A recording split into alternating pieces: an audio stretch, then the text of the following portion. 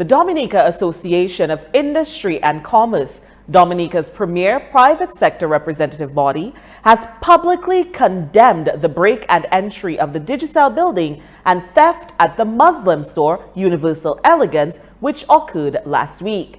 In an interview with CBN4, President of the DAIC, Kira Thompson-Aird, expressed that the association remains deeply disturbed that such a well-thought-out burglary was committed.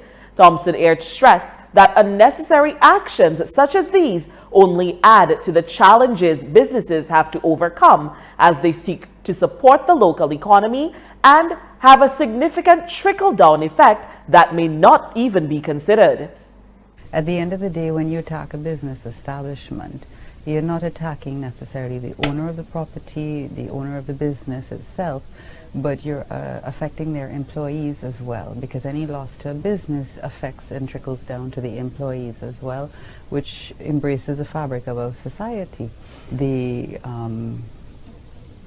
person's desires to break into a property. It's the Digicel building, which they rent, so therefore they affected 3 entities, not just 2, and that is another concern, that it's not a case of you hit one store, but you're actually impacting 3 business persons and their employees in that regard.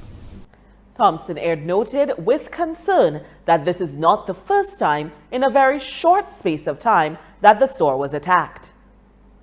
Our concerns were the fact that they had already had a hit with the theft and the robbery and the theft in February, and this is a second incident within less than 6 months.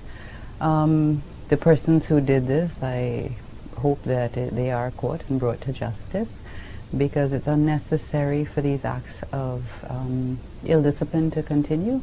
Recently we had, through the DBF, that DIC is a partner member of, Mr. Dennis Chung, who is the CEO of the private sector organization of Jamaica, and he himself coming from Jamaica, which I believe is well entrenched in knowledge on what ill discipline and high levels of crime can lead to in terms of societies and the private sectors and the economy's ability to thrive. And we don't want to see that replicated here in Dominica. She commented that the Muslim store does have security features in place. However, not all businesses can afford those measures. Of all those who work tirelessly to fight crime, and pleaded with the general public to come forward with information. Well, in this instance, they do have electronic cameras. They do have surveillance cameras. With the recent changes in legislation, electronic evidence is now admissible in court. It also assists when you're insuring on your property to have surveillance cameras in place. Of course, small business owners will not have the financial capacity, and that is where we do appeal to the general public. You know, we, private sector has put forward the Crime Stoppers that work with the police. So we do ask that any feedback you have, please contact Crime Stoppers, contact the police department, any tips you have, because we're all working towards the same result, you know, a better economy where we can all survive and thrive. And we place our faith in the police. We know that the CID was on the job and they always do a very good job. We, as a business here where I work very closely with them as well, and we have a lot of respect for them. Crime Stoppers also works very closely with the police, and we just want to let them know that, as always, they have our support. The Muslim store was burglarized on June 15th.